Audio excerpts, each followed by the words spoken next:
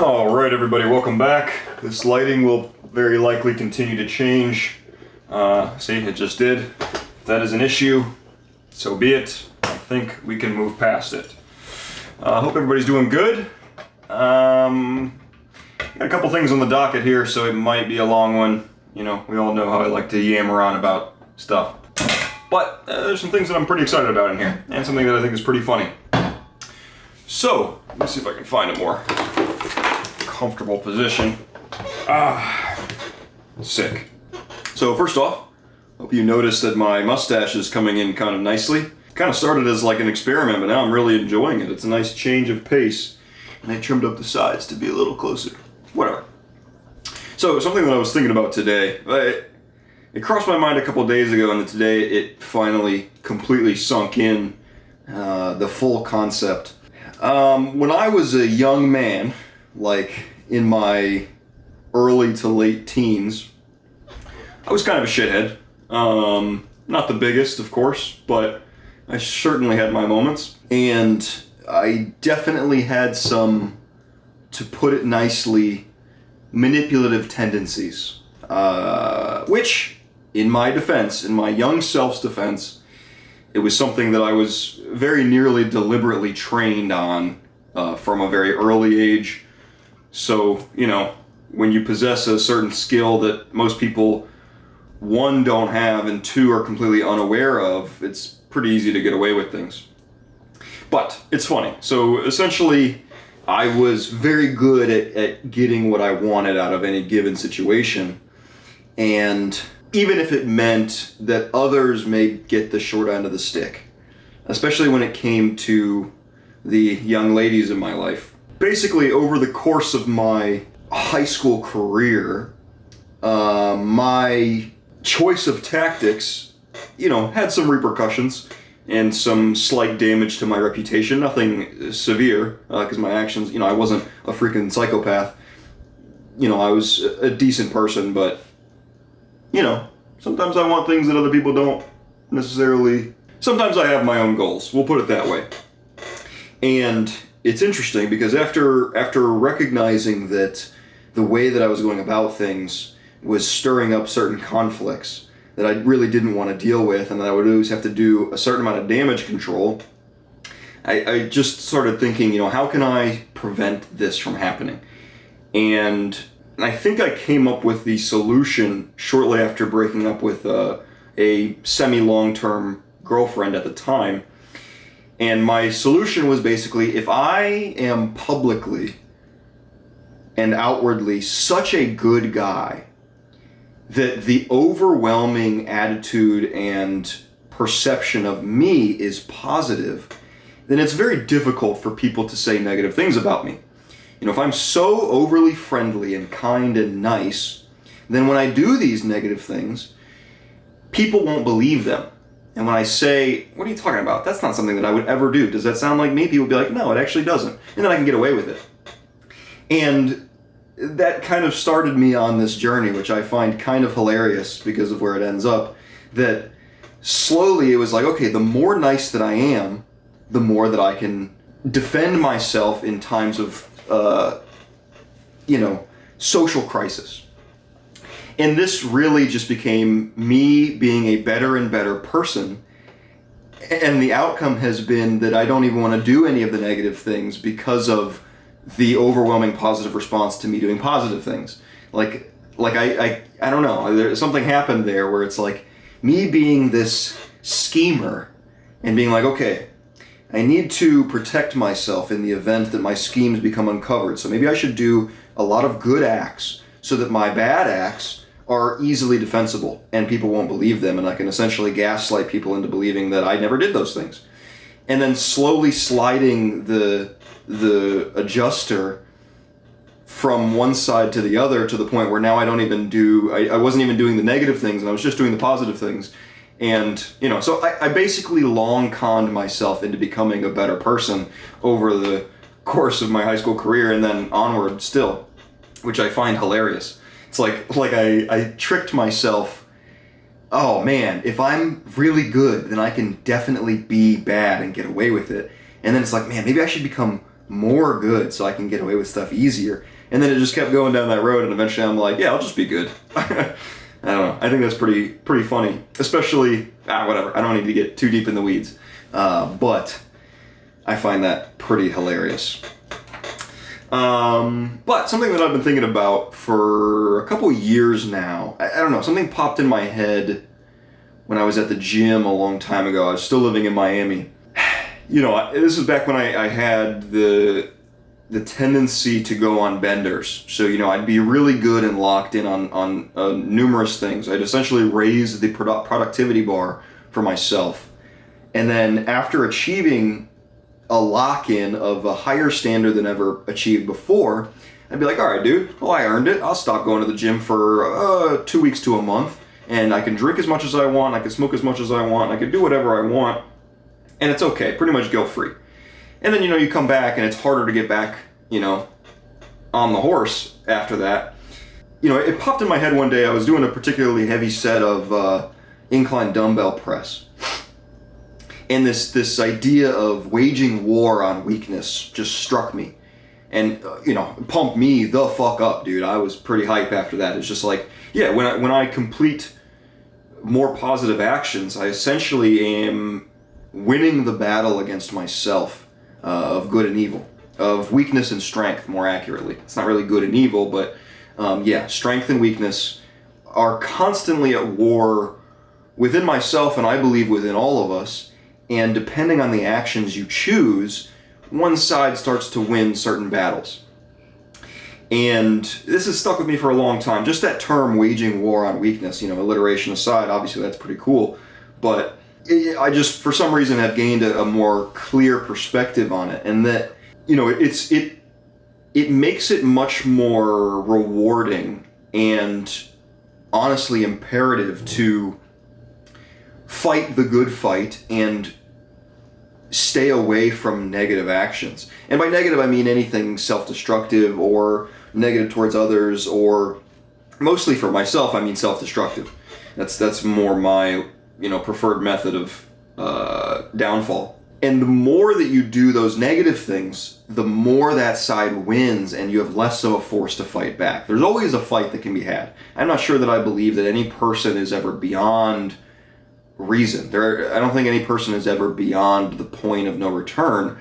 But when you have this perspective in mind, to me, it makes it a lot easier to keep going with the positive things and be like, okay, you know, I know the consequences of this negative action, and I really don't want to do that. You know, it's not like it's going to ruin my relationship or my job or my health or whatever, but it's just like, it's just going to be annoying to get back after the good stuff, because it's going to be harder. Because I'm going to have to fight harder than I would if I just keep going.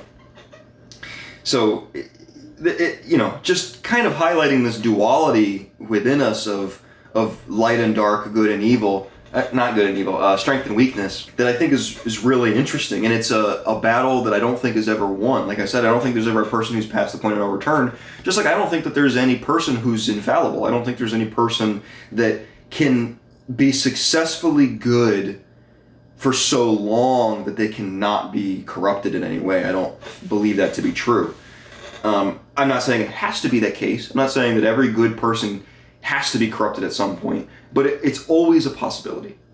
It's always some series of events or choices can lead us down the wrong path if we're not careful. And that's why, again, it's so important to just keep fighting that fight and keep pushing yourself and keep, you know, trying to stay away from the negative. And I think now that I'm discussing this, I think the only reason that I can grasp this clearly, and not just as a concept, but as like, I understand it, I felt it, I know it. I know it to be true because of how many times I've fucking bounced back and forth. You know, how many times have I been doing good and then intentionally done bad and then had to go back to good? I've done this, you know, I used to do this several times a year, where I just go down a bender rabbit hole and then have to climb my way out. And I've made things, you know, the slingshot method and all that stuff for when you're in those situations. But I'm not sure that I would have that same perspective if I was always just a good little boy. You know, sometimes I've met people that are just very pure in the sense that it's almost naive. You know, I really enjoy interacting with people like that just are either too afraid or were just taught better than to go down these negative paths, because I don't know, they're fun. They're fun. But for me, that's not been my experience ever. I don't think that there's, maybe if I was like 7 and under, but after that, I think there's always been a bit of a back and forth action tennis match between myself.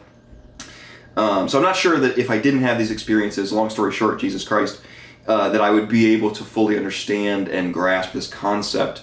And for that, I'm pretty grateful, because it's like the only reason that I'm really able to say no successfully to many things is because I know what the consequences are to me saying yes, because I've lived them so many times. I've made the same mistakes so many times, and I very likely will still make those mistakes. In some ways, I'm making those same mistakes now, but to lesser degrees and more in control. But that's something that pretty exciting to me, to wrap that in a bow and kind of put it on the shelf. Change of topic. I've talked in the past about how I never go back to work because it's so weird and I don't know how to interact with people, and I just don't like it. I don't like going back to where I am or where I've been. If I work somewhere for a long time, I don't like going back there. I don't like even to shop or to visit or to eat or whatever. It's always been a weird experience, and sometimes a very negative experience where it's like, dude, fuck this. I'm not ever doing that again. I still believe that to be the case at places I currently work. I'm not going to have my coworkers serve me or be my bartender. Like, there's a billion places to go on the planet to eat. Why would I go to the place that I work? It makes no sense. But in terms of job sites, I've changed my operating system slightly. I had to go to this Target that I worked at not too long ago, and I was like, okay, fuck, I hope I don't see anybody that I know. Of course, I walk in the door and I see 3 people that I knew the most, people that I talked to the most while I was there. And so I had to interact with them, and I was very weird, I was very awkward. I also have a tendency to distance myself from my girlfriend in certain social situations because I know how to act with her in private, but I don't have much experience acting with partners in public, so I'm not very good at that currently, but I'm getting better, I will say that. Like, girlfriend has always been separate. I've discussed this in the past already, but I just recently went back to Target, and I was like, you know what, because after that original Target trip where it was awkward and kind of weird, but it was okay, I was like, maybe I'm being an idiot, maybe I'm being a little bit of a pussy, and I'm just like, this is my fault and not a fact of the universe, and I'm creating these circumstances. And so I went back to that same Target the other day by myself and was just kind of putzing around. And I did not go out of my way, but when interacting with people, I did just, hey, how are you guys doing? Talking to them like I still knew them instead of like I don't know them. And it was great. It was perfect. And I think that I've kind of gotten over that hump of whatever the hell was going on. And part of it, I think, might have been a little bit of pity, like elitist pity, where it's like, okay, I'm always moving towards better. Every choice that I make when I leave somewhere, it's because I'm going somewhere that I believe is going to be a better course in my life. And so then when I go back to places that I've been and the people are still working there years later, it's kind of disappointing to me, and I almost pity them, but I think that's a mistake. It's like, these people can make their own choices. They're doing whatever they want. Why would I don't know. It just seemed like a little bit, toxic in a sense. And so it's like, okay, maybe I could just treat them like, free individuals that can make their own choices, and if they're still here, it's because they, either want to or can't leave or whatever. That's their business. My business is just to treat them like I would anybody else, and treat them like I would if I worked with them yesterday. And it's been good. And I'm starting to kind of pass that over onto the gym as well. I'm not as convinced of the portion of the gym, because the difference is that when I go to the gym, I like to dig around in my mind to find fuel. I like to find reasons why I should be pushing myself even harder, and things that, sometimes make me angry or make me upset, just kind of deal with. It's a certain therapy in a sense, and that's how I've always done it. And so, sometimes I'm mean mugging a little bit in there, not at anybody, but just in general. I'm focused on what I'm doing, and I really don't want to be distracted. And the very specific change here is that nobody talks to me. Nobody interacts with me, and then if they do, they never speak to me again. And it's like, Jesus, dude, am I some kind of freak? But I think it's literally just my attitude. And whenever I open up to people, it's positive. It's very positive. You know, there's some people in the gym that I can have conversations with, and it's totally fine. And they're the people that I've opened up with the most. And, you know, I'm not sharing, you know, last time I took a shit with them, but, you know, discussing in general. Instead of just being like, yo, you know, there's more of a relationship. Considering changing that operating system as well, but I'm not convinced, because the problem is if I'm completely open, people want to come and talk to me. And I don't want that. I go to the gym to do the job. I go to the gym for a very specific purpose. It's not a social avenue for me. I know it is for many people. A lot of people even get into the gym for social reasons. That's not me. I go in there because I have shit to do and I want to take care of it, and I'm very serious about it, you know? In some ways religious about it. Like the Church of fucking Iron, dude. I'm in here to do some reps for what, I don't know. I haven't really worked that analogy out yet. I thought it would be funnier. But something that I'm considering, and especially because there is a certain awkwardness when I do interact with people, such as there was when I was interacting with people at my ex-job sites, and now with work, or old works, it's no longer there because of my efforts, and I hope that maybe I could get rid of it, or hypothesize that maybe I could get rid of it in the gym as well if I'm just a little bit more open. I just have to be careful about it and truly take time to consider the consequences of my actions and how to set boundaries while still being open, letting some in, the rest out. Not some people, but some social interactions in, and keep the rest like, okay, you know, make it very clear that when I'm fucking working, I'm fucking working, all right? Don't bother me, don't come up to me. If I want to speak to you, it'll be obvious. You know, you'll know when to just read the situation, basically. Teach people how to read that situation, when is a good time and when is not. But, you know, that's just, I'm tossing that around. I haven't really finalized that idea yet. But, goddamn, I'm kind of powering through these. We're almost done. Yeah, so the other thing that I have is just something that I kind of don't really care to share. I mean, I do at some point, but it's something I wrote down when I really cared about it, and now I don't really care about it. I mean, I do, but time waster. Essentially, it's just the concept of collecting knowledge slowly but surely. It's Kaizen, I think it's referred to as. It's the 1% or 1% better every day. It's the whatever habits, whatever that James Clear book is. That whole concept of just doing a little bit better every single day, but in specific reference to knowledge, and how, you know, when I was going to college and I wanted to leave college, one of the main gripes was that I believed that I could educate myself better than these people are doing, and then that these people are I'm paying these people to do this, and I believe they're not doing as good a job as I could do myself. And now, you know, I live my life and I don't really recognize things that I'm doing awesome at the time or things that I'm really happy with. I like to just say blissfully, not content, but happy with the process. It's where I like to stay. You know, I'm never satisfied because I think there's always a better place to be. But I'm happy with the fact that I'm making progress. And I just had kind of one of these recognitions lately where it was specifically regarding politics, I believe, and, you know, current events kind of thing, where I was 3 years ago, maybe even 2 years ago, almost completely without knowledge on any subject other than, you know, I had feelings, I had intuitions, but I had no facts. I had no real concrete knowledge or understanding of certain concepts, and I think now that's not so much the case. I'm not exactly where I want to be, maybe not so far from it, but you know, there's still a lot of work to do. But looking back, I'm happy with the certain progress that I've made, and I'm happy with ultimately my decision to take my education into my own hands. And while it is definitely difficult, and definitely especially difficult to find specific direction, I'm getting better at it. And I'm kind of proud of that. I'm kind of proud of that because there's not many people that I know that are doing that or have done that I know personally, especially. You know, a lot of people either trust the educational system or they don't.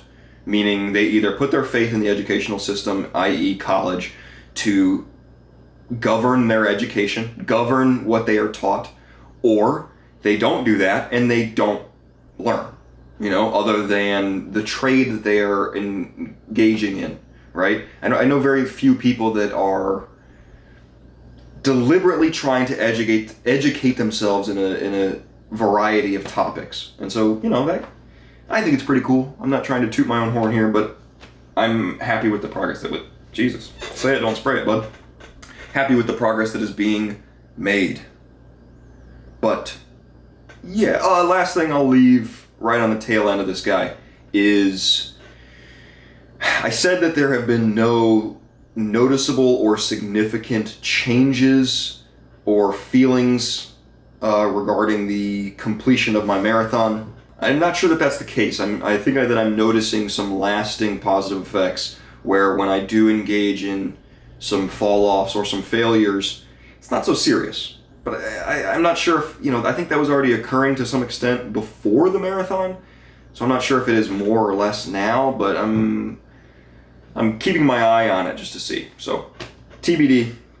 But that's all I got. That's all I got for you today, ladies and gentlemen, and for me in the future. But, as always, thanks for watching. I appreciate you guys. And I'll see you on the next one. Hopefully we're getting better. All right. Also, finances are stabling. That's so important. Without stable finances, much of life is a tailspin that I don't enjoy. But we're getting better, we're getting after it, and things are improving slowly but surely. But I'll see you guys on the next one. Nick out.